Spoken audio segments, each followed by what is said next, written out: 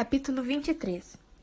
Eve se encontrou com Andy, Mônica e as meninas na entrada do estágio para que pudessem se sentar juntos. Quando viu o cabelo de Lily dividido em duas tranças embutidas, Eve se aproximou para inspecioná-las melhor. Meu vagalume, parece que seu pai finalmente aprendeu a pentear seu cabelo. Meu pai não sabe fazer nada, respondeu Lily com naturalidade. Foi a Mônica. Ela faz as melhores tranças de todos os tempos. Ah, claro que foi. Eve se levantou e fez um sinal de positivo para Mônica. Assombrada com a maneira pela qual uma criança no jardim de infância era capaz de desferir um golpe tão forte no plexo solar sem nem ao menos desviar o olho do algodão doce. De todas as pessoas nas arquibancadas, à exceção de algumas das esposas e namoradas dos jogadores e de algumas pessoas da equipe do Klaus, apenas Eve, Andy e Mônica sabiam que Jim Tenney ia sair do banco de reservas e arremessar no quarto inning. Tinham escolhido o quarto porque assim o jogo já estaria em andamento, mas ele não seria não mais responsável do que o necessário pelo resultado. O Klaus estava vencendo por 3-2 quando o Explorer reagiu, pouco antes do quarto inning. Entre o terceiro e o quarto innings, Gloria Ruby, a diretora do Calcasieu High, foi até o campo e leu uma lista das 10 principais melhorias que gostaríamos de ver no refeitório, elaborada pela turma do último ano. Número 6. Máquina de jogar squidball. Eve mudou de posição na arquibancada e ajeitou o boné. Andy olhou para ela. Você vai ficar bem, não importa o que aconteça. Ela sentiu com a cabeça e ele sorriu. Então tá.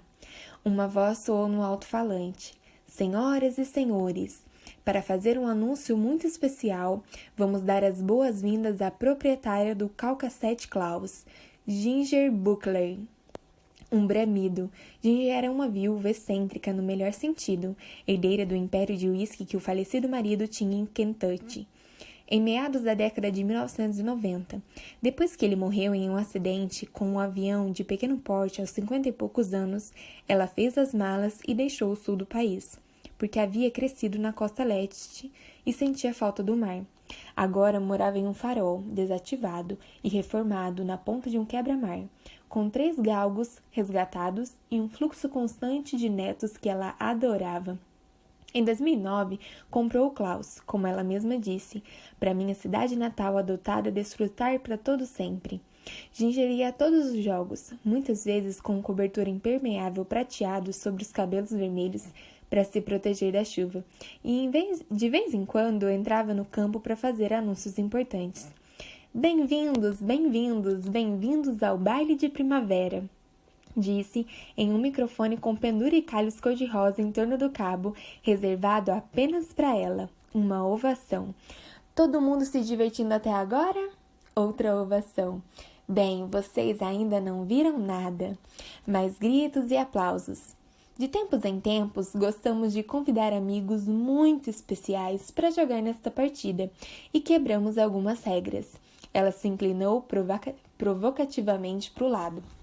Para tornar isso possível, ela olhou para o banco de reservas do Klaus. Este ano estamos muito felizes por receber no time um dos recém-chegados à nossa cidade. Os primeiros afares começaram nesse momento. Para assumir o posto de arremessador, Calcasieu, vamos dar as nossas mais calorosas boas-vindas ao treinador assistente do Calcasieu High Hawks e ao nosso bom amigo Jim Tenney. Eve viu quando ele saiu do banco de reservas e ouviu o ruído das arquibancadas, tão alto que quase fazia seus ouvidos zumbirem. No montinho do arremessador, ele apertou a mão de Ginger, que saiu de campo, acenando com o microfone rosa e erguendo o punho. O receptor, Marco Galvez, que trabalhava na concessionária da Honda em Thomaston, se posicionou atrás do home plate, e Jim olhou para a bola em sua mão. É só aquecimento, está tudo bem, murmurou Eve para si mesma. Apenas respire. A única coisa que ela ouvia era a gritaria, mas sua mente ainda revivia com entusiasmo a lembrança dos dedos dele tocando a pele de sua nuca. Jim se preparou, girou e a bola deixou sua mão, e 2.500 pessoas souberam que, o que quer que acontecesse, depois poderiam dizer que tinham estado lá. A bola atingiu a luva de Marco com um baque surdo e todos comemoraram. Marco lançou a bola de volta e quando Eve olhou para cima novamente, viu um mar de celulares erguidos na multidão, alguns por um breve momento apenas para tirar uma foto e voltar aos bolsos com uma espécie de vergonha, outros documentando tudo em vídeo. Alguns, presumiu ela, em breve estariam transmitindo aquilo ao vivo, e uma dessas transmissões seria vista e compartilhada por alguém famoso, e as pessoas ficariam paradas em pontos de ônibus e sentadas em restaurantes e fariam uma pausa nos jogos de computador e desligariam o som da TV porque havia um vídeo ao vivo de Jim Tenney, que talvez estivesse prestes a passar vergonha por não conseguir arremessar a bola sobre o home plate em um jogo no qual o hino nacional havia sido cantado pelo coral de 7 mulheres e 2 homens de um clube local da terceira idade. Ela olhou para Andy ao seu lado e respirou fundo. Ele estendeu a mão e apertou o braço dela. Mônica murmurou, boa sorte. Eve assistiu a Jean fazer mais alguns arremessos de aquecimento e então teve quase certeza de que o viu olhar para as arquibancadas. Devo acenar? Eu definitivamente não deveria acenar. Devo me levantar? Eu deveria ter vestido cores mais vibrantes? Ela esfregou as mãos nas coxas e se inclinou para frente, como se quisesse sussurrar no ouvido dele. Você consegue, você está bem. O rebatedor era um Brian Staggs, um compacto defensor externo do Freeport, com uma postura atarracada e uma torcida movida a cafeína quando não a álcool. O programa dizia que ele tinha 19 anos. Isso significava que aos 15, no primeiro ano do ensino médio, ele provavelmente viraria arremessando para os Yankees. Se fosse daquela região, havia uma boa chance de ser torcedor do Red Sox.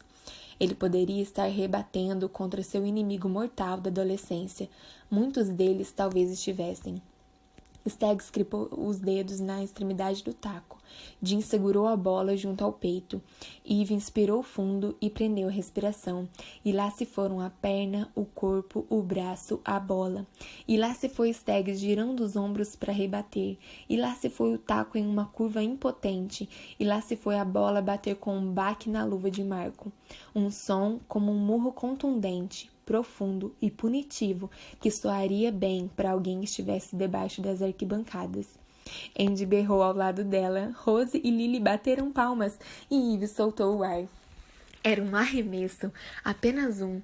Mesmo que os seus piores momentos ele às vezes conseguia fazer um arremesso decente, lhe contou. Em alguns jogos seu desempenho fora até mesmo aceitável, mas ele também tinha lhe dito que muitas vezes, logo de início, mesmo antes de seus problemas começarem, ele já sabia se ia se sair bem ou não. Ele havia se referido a isso como uma sensação, como quando sabemos que alguém está olhando para nós ou que estamos ficando resfriados ao sentir a primeira coceira seca no fundo da garganta. Ela se perguntou se ele saberia naquele momento. A multidão passou de pessoas festejando em um evento beneficente local a possíveis testemunhas de um evento histórico.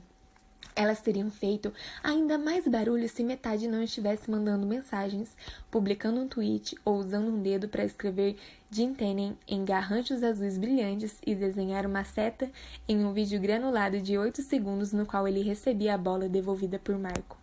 Não foi apenas um arremesso. Uma multidão acostumada a assistir a bons arremessadores da segunda divisão percebe a diferença quando é repentinamente visitada por um excelente arremessador de primeira. Jim jogava forte, tipo forte. Sua bola rápida era inclemente, arremessada na direção de caras que não podiam fazer nada a não ser vê-la passar ou tentar acertá-la depois que já havia passado. Stagg, Carlos Stanfield e Mike Culloden foram todos eliminados, 4 arremessos, 3 arremessos e 4 arremessos, respectivamente.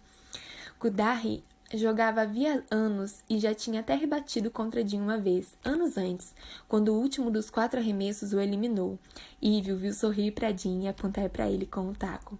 Jim Tenney, que havia deixado o campo em Nova York, sendo chamado de caso perdido, saiu de campo em Calcasieu, no Maine, sendo figurativamente levado nos ombros de 2.500 pessoas que o aplaudiram. E demais sabe-se lá quantas coladas em seus celulares. Marco correu e saltou sobre ele para bater em peito com peito, momento perfeitamente capturado por Charlotte Penny, uma aluna do 9º ano que estava na primeira fileira ao lado da primeira base. Charlotte postou o vídeo no Twitter, que foi compartilhado por sua prima Brenda, depois pelo namorado de Brenda, Steve, depois pelo pai de Steve, Rick, depois pelo colega de quarto de Rick na faculdade, Michael McCasey, que trabalhava em um site de notícias esportivas muito pequeno, depois para o Walt Willett, jornalista esportivo em um site de notícias muito grande. Tudo isso levou 4 minutos. A equipe cercou quando ele deixou o campo. Deram tapinhas em suas costas e apertaram sua mão, e Eve notou que estavam conversando e agradecendo, admirados. Tiveram medo de receber uma pessoa completamente transformada no lugar de Jim Tenney, mas haviam recebido Jim Tenney, pelo menos no quarto inning. Brett Bradley, que jogava na primeira base, se aproximou dele enquanto caminhavam para o banco de reservas e disse algo que fez Jim rir, e com vontade, dando um tapinho no ombro de Brett. Quando estava prestes a sair do campo, Jim se virou e olhou diretamente para onde ela estava, como se pudesse vê-la, mesmo que parecesse impossível. Mônica se inclinou por cima de Andy e segurou a mão de Eve. Bem, não poderíamos ter esperado nada melhor do que isso. Ela ergueu as sobrancelhas. Ele foi incrível em campo. Sim, com certeza foi, disse Eve. O tweet mais compartilhado com a hashtag Jim Tenney incluía o vídeo e dizia: um momento muito bom para um cara legal que teve alguns anos muito ruins. O segundo mais compartilhado mostrava uma foto da equipe em torno de Jim, parabenizando-o, e dizia: parabéns, e daí que você tem 4 campeonatos na World Series? Você eliminou 3 rebetadores em uma exibição em um fim de mundo do Maine. Jim passou o restante do jogo com outros jogadores no banco de reservas do Klaus, onde Eve não conseguia vê-lo. Ela segurou Lily no colo por um tempo, comeu um pretzel e recebeu alguns visitantes que se debruçaram sobre ela de olhos arregalados, questionando se ela sabia que aquilo ia acontecer. A única coisa que ela dizia era: eu imaginava que ele pudesse aparecer. Ela pegou o celular e viu que o nome de Jim estava entre os trending topics em praticamente toda parte, que sua aparição surpresa estava na lista de manchetes do SL.com e que a ESPN havia decidido, em sua primeira versão da história, que Jim estava vivendo como um #recluso, o que seria uma novidade para os atletas do ensino médio, em cujas costas ele vinha dando tapinhas nos últimos 6 ou 7 meses. Resumindo, Eve tinha certeza que, se Jim colocasse a cabeça para fora do banco de reservas naquele momento, ela deixaria para trás uma nuvem de fumaça no formato do seu corpo enquanto corria feito papaléguas até o campo para se atirar nos braços dele. Andy se aproximou. Você parece feliz, disse ele. Ela sorriu. Estou. Que bom. Com isso, ele voltou a explicar a história do farol de Ginger para Mônica, que se dividia entre ouvi-lo e descascar amendoins para Lily. Eve pegou a camisa de Jim e enfiou os braços nela, apertando-a contra o corpo e cheirando disfarçadamente a gola enquanto fingia olhar para um ponto no chão. O sol estava começando a se pôr, deixando para trás um fio laranja, e as luzes brancas do campo brilhavam. Uma brisa afastou o cabelo de suas bochechas e ela fechou os olhos e lambeu um grão de sal do pretzel no lábio. Ah, é verdade, pensou ela. Eu me lembro de ter dias bons.